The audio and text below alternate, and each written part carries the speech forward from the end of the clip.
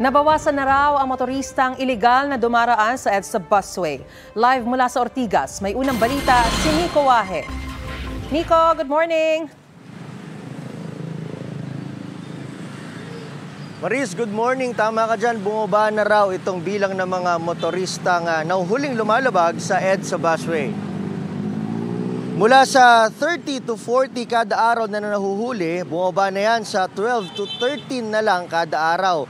Malaking improvement daw ito ayon kay Special Action Intelligence Committee on Transportation Chief Charlie Del Rosario. Ibig sabihin, natututo na kahit papaano ang mga motorista. Paano naman kaya pag walang nakatingin?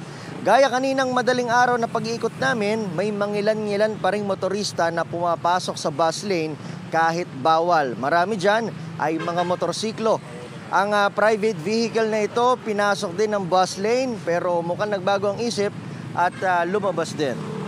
Maris, apela ni Special Action and Intelligence Committee on Transportation Chief Charlie Del Rosario sa mga motorista at lalo na doon sa mga hindi otorisadong government officials, wag na pong pumasok dito sa EDSA busway.